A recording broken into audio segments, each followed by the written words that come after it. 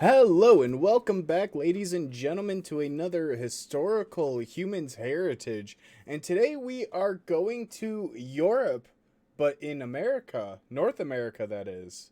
Actually, Canada. We're going to be looking at the historic district of Old Quebec. Yep. We're narrowing that down one continent at a time there. Slowly but surely. Just trying to find. So yes, this Quaint European little today's town. yes, today's subject is a part of Quebec that dates all the way back to the 17th century when the city was founded. Quebec City itself, what remains in the historic district, it is worthy of being on the UNESCO World Heritage List on account of the fact that it is,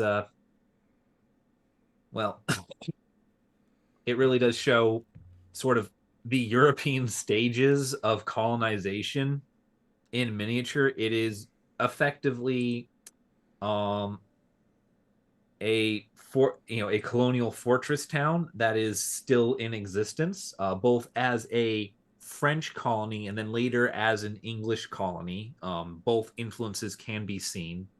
I believe in the initial starting picture, sort of near the in the background near top, you can see the fortification wall with the massive stairwell leading up to it. Oh, yes, right there. Uh, that is preserved. That is an old fortress wall right there. So you can see how it is still fit into the urban environment.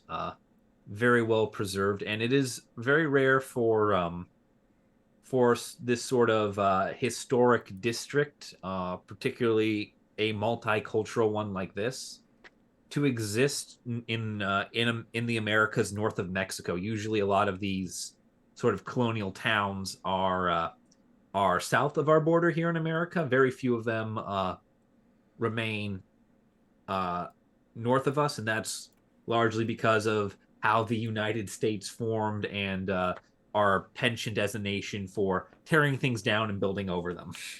I mean, to be fair, there were never any cities that were fully fortified like this, and that also has to do a lot with colonization techniques and, methodologies. The French and the Spanish took different approaches towards colonization, Nation. and it shows in the cities that they built. And it's Yeah. not necessarily a dig at the United States. However, the United States was a predominantly British colony and Yeah. took a lot of precedence over Canada in a lot of ways. Yeah, not to mention the United States was a colony for less of a time than Canada and a lot of these other places, so there is less time for these sorts of architecture to build up. Also, with Quebec, it's important to note that it was a French colony that became British. That happened because of war. Yes. So the need for fortification, especially since Quebec was a French territory bordering a British territory, the need to defend themselves was a lot higher than, say, a British territory like Massachusetts, which is surrounded by other British territories. Yeah, so the needs and the interactions were a lot different and even fortification styles. But I just think it's so fascinating scrolling through the pictures that they have listed here of just quite how European it looks. Like you took a you if you showed me these pictures without Mhm. any context and asked me where it was, I don't think I could tell you the difference between, Lyon, France and Quebec. Yeah, that is true. That's a true thing there. The other thing that is um, very unique for this site that I like a lot is when it comes to preserving the integrity, as you can see in the first picture alone, even. There have been projects undertaken in this old district to make them more accessible, to open up new pathways of transit, to modernize the area that haven't compromised it as a historic district. Um, like for example, just in the first picture, that sort of escalator looking stairwell that was not there in 1760. I was gonna I say can that's not the guarantee you. best fortification if it helps your enemy up to Yeah. the wall. Well, it funnels them up a narrow approach to the wall, which makes them easy targets. We can focus fire.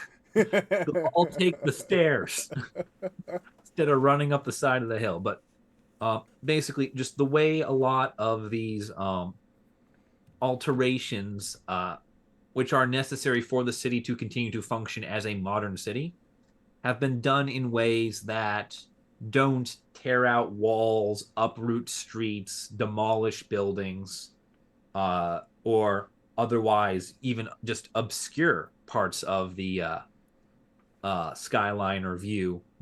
This has all been done very much in a way with the historic value in mind. Unlike, to make a little dig at Chicago here, this is very much the opposite of what happened with Soldier Field, where the renovations to make it a functioning modern stadium cost it its seat in the in a lot of heritage and preservation lists. Which ironically Wrigley Field did not. It's kind of interesting how Yeah, it's the nature of the renovations.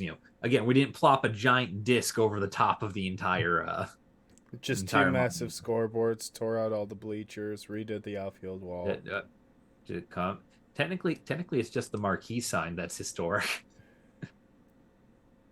But that's not what we're here to talk about. Just by comparison, the renovations that have been done here have been done very carefully so as not to risk compromising the historic value of this area, which is really nice to see, because a lot of times that doesn't happen. A lot of times it's either all or none on innovations. Yeah.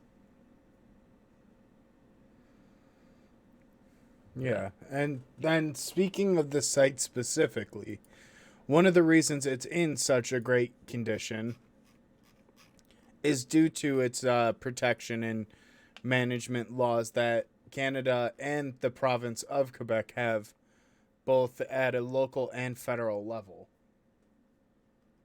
Yeah. So kind of interesting to see how it's protected. I mean, there's entire committees that are focused on protecting it, on designating it. It's protected under the Cultural Property Act. Yeah. Oh. There is bylaw after bylaw stating basically ensuring that this area remains as nice and as authentic as possible. Um, yeah. It's nice to see effort go into preservation.